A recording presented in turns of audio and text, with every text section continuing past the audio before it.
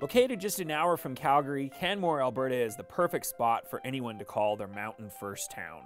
With quick access to the adventure playground of Kananaskis Country and the nearby ski area Nakiska, Canmore is mountain living at its best. Whether it's your first or your 100th time on the slopes, Canmore is your gateway to winter.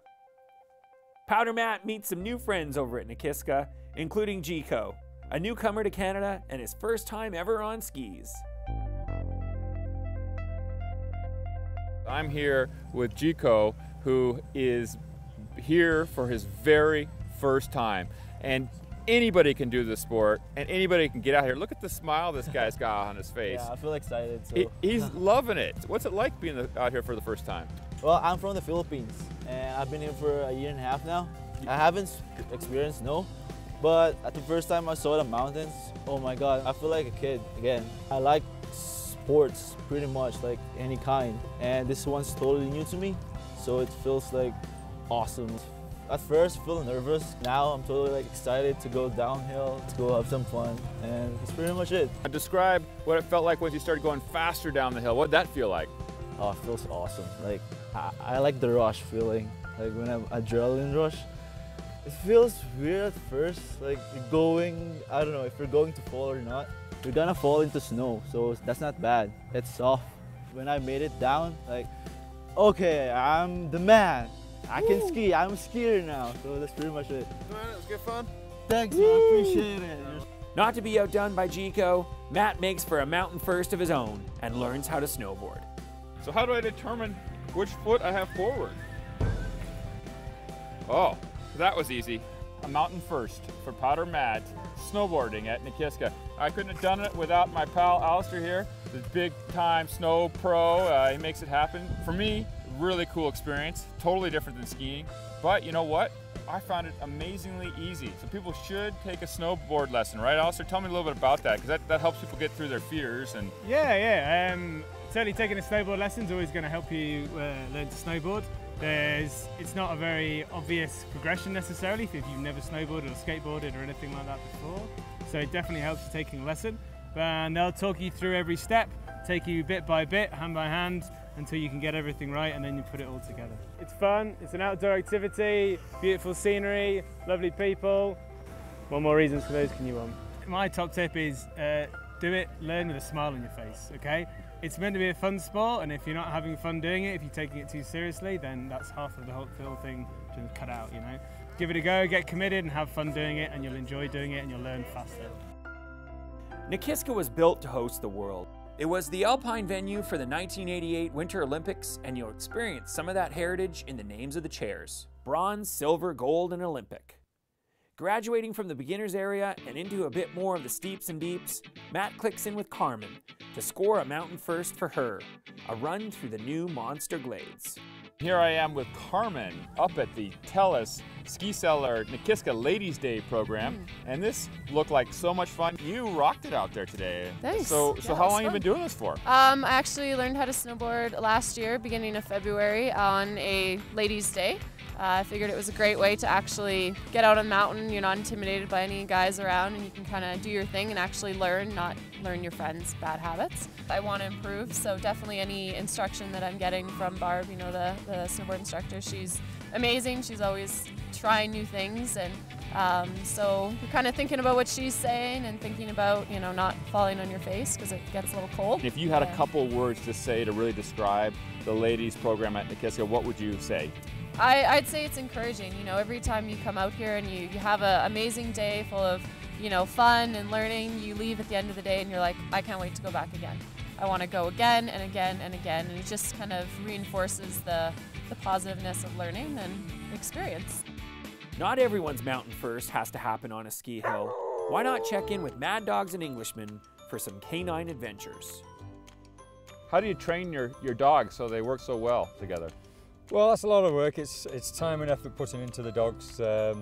All these dogs, the main breed that we use are Alaskan Huskies, and they all want to run. As long as the dogs want to do it, they're able to do it, they're capable of doing it, then that's the first hurdle. What does happen if you fall off the sled? Golden rule with dog sledding, don't let go of the sled. You know, for the most part, the dogs, as long as the trail, and dogs need a defined trail to run on. They need that visual line of sight. You can get dogs to run without a trail. That's a lot of work, a lot of training, and a very, very special dog.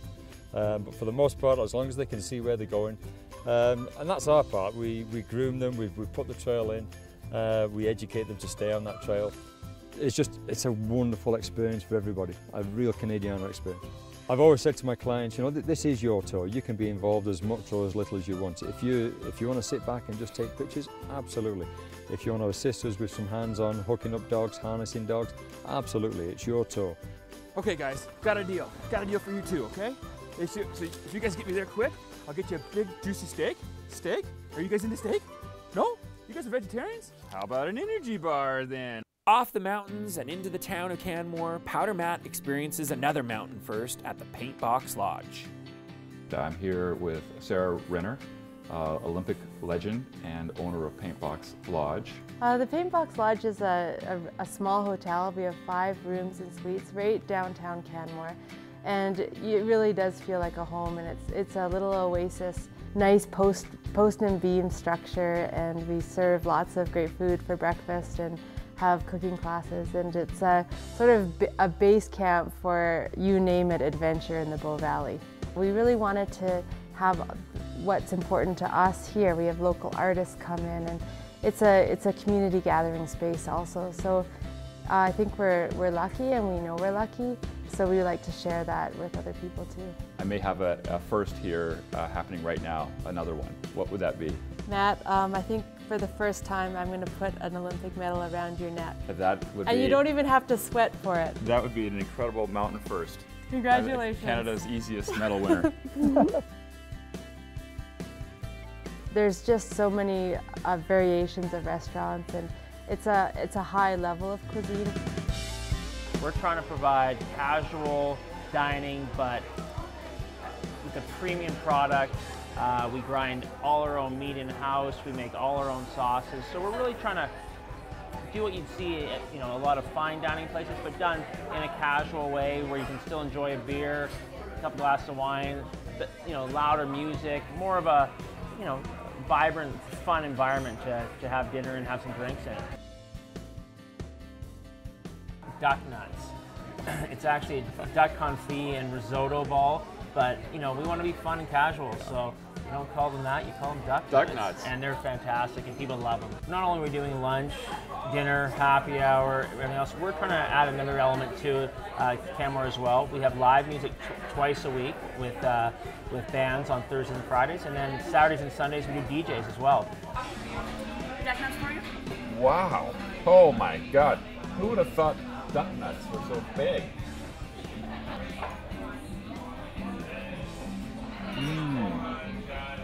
Those are good duck nuts, if you're supposed to like duck nuts. Powder Matt's mountain firsts are not over yet. Here at the Grizzly Paw Brewing Company, they put them to work. I'm gonna learn how to make beer. Well, there's 4 main ingredients that go in beer. You've got your malt, your hops, your water, and your yeast. It's like being a chef, you gotta mix things in. Only you know those secret Right. ingredients, right? And the other brewers, and that's it. So another magic ingredient that makes it so special being brewed here in Canmore is the Rocky Mountain fresh water. Tell me what that makes as far as the taste. Well, it's good, clean water. We don't have to do anything to it. It's not heavily processed. We have great minerals in it. About a mile that way, that's where our water comes from. All our 2-row grain is back there in a silo, but we have to put our specialties in by hand and through our mill here. Let's do it. There's very many varieties of hops, and each hop has its own distinct flavor. So depending on the style of beer you're brewing is going to depend on the style of hops you're going to use.